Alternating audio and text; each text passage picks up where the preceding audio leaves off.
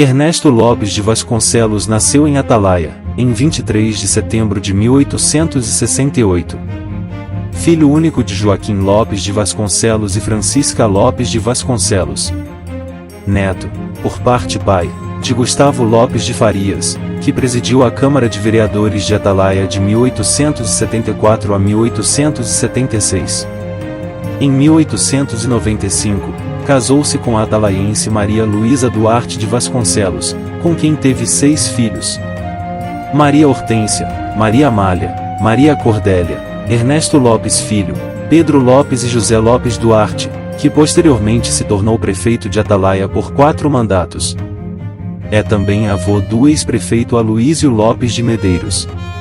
Ernesto Lopes foi um renomado tabelião público, empresário e político destacado nas primeiras décadas do século XX. Sua paixão pela cultura e seu amor por sua terra o levou a fundar a Sociedade Dramática de Atalaia e criar a Banda Musical de Atalaia. Em 1921, organizou uma orquestra na cidade. Conforme relatado no livro Atalaia, o último reduto dos Palmarinos, escrito por Vandete Pacheco, o cinema chegou a Atalaia apenas em 1914. Ernesto Lopes foi o responsável por instalar a primeira empresa cinematográfica na cidade, o Cinema Clube. Em seu cinema, eram projetados filmes mudos, geralmente italianos, acompanhados por uma pianola tocada por Ernesto Lopes Filho. Naquela época, ainda não havia luz elétrica em Atalaia, então a empresa contava com um motor próprio de iluminação. A montagem do cinema, incluindo motor de iluminação, aparelhagem, pianola e 180 cadeiras, custou a vultosa quantia de 10 contos de réis. Os ingressos eram acessíveis apenas para os mais ricos, pois custavam 200 réis. Posteriormente, Ernesto Lopes fundou o Cine Fênix. Vandete Pacheco também nos relata em seu livro que após o surgimento do cinema, o veículo de comunicação escrito, o Atalaia, foi criado, provavelmente como consequência disso. Ernesto Lopes foi o fundador desse jornal, cuja tipografia funcionava no sobrado do cinema, sendo os tipógrafos os filhos do proprietário. O jornal tinha o tamanho de uma folha de papel ofício, era publicado semanalmente e a assinatura custava 200 réis por mês. Em 1921, Ernesto Lopes solicitou ao governo estadual os direitos para explorar o serviço de iluminação pública e particular, sendo-lhe concedido pela Lei nº 943 de 26 de fevereiro daquele mesmo ano. A empresa foi finalmente inaugurada em 1925, após algumas complicações na construção. Posteriormente, a empresa passou por diferentes proprietários até a eletricidade vinda de Paulo Afonso chegar a Atalaia, em 1962, quando a CEAL estendeu o serviço. Em 1925, Ernesto Lopes, com a ajuda do industrial Barão Félix Vandesmet, instalou um eficiente meio de comunicação privativo do tipo Kellogg, movido a veio de manivela. Havia um total de 10 aparelhos instalados, na prefeitura, na usina Brasileiro, na estação ferroviária, nas fazendas Timbó, Lages, Paissandu e outras. Ernesto Lopes também se destacou por sua atuação política.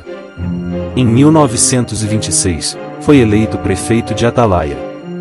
E, posteriormente, em 1930, elegeu-se deputado estadual. O prefeito fez uma promessa aos atalaienses durante sua campanha eleitoral, de que a tão sonhada ponte sobre o rio Paraíba seria construída em sua gestão, com ou sem a ajuda dos poderes estaduais. Muitos duvidavam dessa promessa, devido à escassez de recursos do município, e à falta de influência do candidato nos círculos governamentais. O coronel João Tenório descria tanto da construção da ponte que disse que passaria por baixo dela, no dia da sua inauguração, assistindo à festa todo molhado. No entanto, o prefeito cumpriu sua palavra e resolveu o problema por conta própria. Contou com a ajuda de seu amigo Rodolfo César, de São Miguel dos Campos, que doou toda a madeira, a qual foi transportada em juntas de boi de carros, arrastada até o local. O barão Félix Vandesmet ofertou todo o cimento e a prefeitura entrou apenas com a mão de obra. A inauguração ocorreu em 1927, com grandes festas, mas sem a presença do governador Costa Rego, que não foi convidado.